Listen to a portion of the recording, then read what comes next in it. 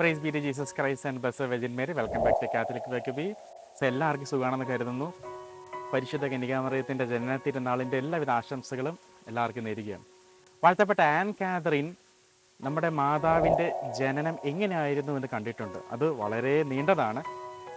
അപ്പോൾ ഈശോയുടെ ജനനം പോലെ തന്നെ വളരെ ഇമ്പോർട്ടൻ്റ് ആയിരുന്നു പരിശുദ്ധ കന്യകാമറിയത്തിൻ്റെ ജനനം. കാരണം മനുഷ്യകുലത്തിൽ ആദ്യമായിട്ട് പാപമില്ലാതെ അമലോത്ഭവയായിട്ട് ഒരു വ്യക്തി ജനിക്കാൻ പോവുകയാണ്.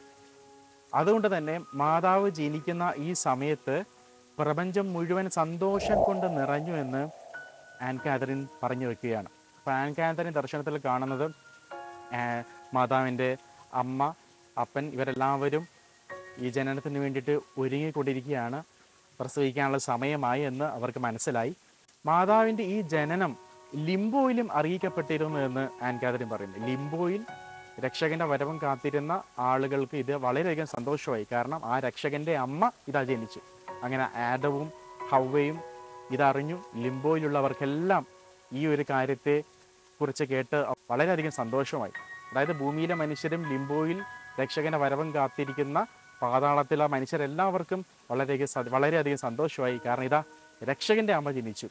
ഇനി ഏതാനും വർഷങ്ങൾക്കുള്ളിൽ ഈ കന്യക ഗർഭം ധരിച്ച് ലോക രക്ഷകനെ, ഏക രക്ഷകനായ മിശിഹായ്ക്ക് ജന്മം നൽകുമെന്നവർക്ക് മനസ്സിലായി. ഈ സമയത്ത് ജെറുസലേമിലും പലസ്തീനിലുമുള്ള നിരവധി പിശാച് ബാധിതർ അലറി നിലവിളിച്ചു എന്നും പറയുന്നു. ഇത് ശിമയോൻ കണ്ടു. അതായത് ഈശോയെ കരങ്ങളിൽ വഹിച്ച ആ ശിമയോൻ ഇത് ഈ ഒരു ബഹളം കേട്ടിട്ടാണ് ഉണരുന്നത് രാത്രി സമയത്ത്. അതായത് ആ ഭാഗത്തുള്ള പിശാച് ബാധിച്ച മനുഷ്യരെല്ലാവരും പെട്ടെന്ന് വിരളി പൂണ്ടതുപോലെ അലറി നിലവിളിച്ച് അവരോടുകയാണ്. അങ്ങനെ ഈ ശബ്ദം കേട്ട് ഉണർന്ന ശിമയോൻ ഈ ബഹളം കേട്ട സ്ഥലത്തേക്ക് പോയി ഈ പിശാച് ബാധിച്ച വ്യക്തികളോട് ചോദിക്കുകയാണ്, എന്താണ് നിങ്ങൾക്ക് സംഭവിച്ചത് എന്ന്. അപ്പം അവർ പറയുകയാണ്, ഇതാ കന്യക ജനിച്ചിരിക്കുന്നു, ദ വെർജിൻ ഈസ് ബോൺ, കന്യക ജനിച്ചിരിക്കുന്നു. ഇനി ഞങ്ങൾ ആരും ഒരു മനുഷ്യരിൽ പൊസസ്ഡ് ആവാൻ വേണ്ടി ഞങ്ങൾ ആരും ഇനി ശ്രമിക്കില്ല. കാരണം ഇതാ കന്യക ജനിച്ചിരിക്കുന്നു, ഞങ്ങൾ ഇവിടം വിട്ട് ഉടനെ പോകേണ്ടിയിരിക്കുന്നു എന്ന് പറഞ്ഞ് അവരാകെ വിരളി പിടിച്ചിരിക്കുകയാണ്. ഇതാണ് എക്സോസിസ്റ്റുകൾ പലപ്പോഴും പറയുന്നത്. മാതാവിൻ്റെ നാമം ഉച്ചരിക്കുമ്പോൾ സാത്താൻ വളരെയധികം ഭയപ്പെട്ട് പിന്മാറുന്നു എന്ന്.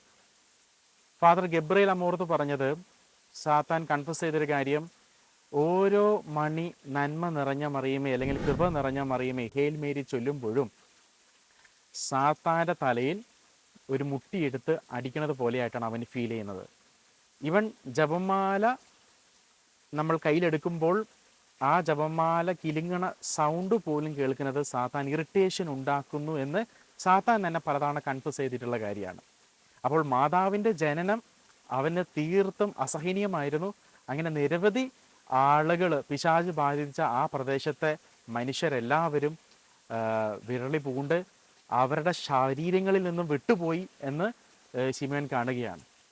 ആ പിശാച് ബാധിച്ച മനുഷ്യരെ സാത്താൻ അങ്ങോട്ടും ഇങ്ങോട്ടും എടുത്തെറിഞ്ഞ് അവസാനം ആ വ്യക്തികളുടെ ശരീരത്തിൽ നിന്നും സാത്താൻ വിട്ടുപോവുകയാണ്. അവിടെ ആരും എക്സോസിസം ചെയ്തില്ല, ആരും ഡെലിവറൻസ് പ്രാർത്ഥനയൊന്നും ചൊല്ലിയില്ല. മാതാവിൻ്റെ ആ ജനനം തന്നെ ഈ ഒരു വിമോചനത്തിന് കാരണമാവുകയാണ്. കാരണം അവൾ കന്യകയാണ്, ദൈവത്താൽ തിരഞ്ഞെടുക്കപ്പെട്ടവളാണ്, അവളിൽ നിന്ന് ദൈവപുത്രൻ ജനിക്കാനിരിക്കുന്നു. ഇതുകൊണ്ടാണ് പരിശുദ്ധ കന്യകാമറിയത്തോട് ഭക്തിയുള്ളവർക്ക് പാപത്തെ അതിജീവിക്കാൻ സാധിക്കുമെന്നും അവരെ സാത്താൻ തൊടില്ല എന്നും മാതാവ് പറയുന്നത്. അതുകൊണ്ട് മാതാവ് നമുക്ക് നൽകിയിരിക്കുന്ന 2 ആയുധങ്ങളാണ്. ഒന്ന് പരിശുദ്ധ ജപമാലയും ഉത്തിരിയവും. അപ്പോൾ മാതാവിൻ്റെ ഈ ജനന തിരുനാളിൻ്റെ ഈ ഓർമ്മ നമ്മൾ ആചരിക്കുമ്പോൾ ഈ 2 ആയുധങ്ങളും ഏന്തിയിട്ട് നമുക്ക് ഈ യുദ്ധത്തിൽ മുന്നേറാം.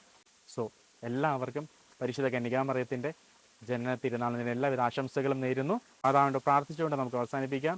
ആവേ മരിയ ഗ്രാസിയ പ്ലേന ഡോമിനിസ് തേക്കും ബെനഡിക്താത്തു ഇൻ മുളിയരിബുസ് എറ്റ് ബെനഡിക്ടൂസ് ഫ്രുക്ടൂസ് വെൻട്രീസു യേസൂസ് സാന്റാ മരിയ മദർ ദൈവ് ഓരാ പ്രോ നോബിസ് പെക്കാത്തോരിബുസ് നുങ്കേ തിന്നോര മോർട്ടിസ് നോസ്ത്രേ ആമേൻ.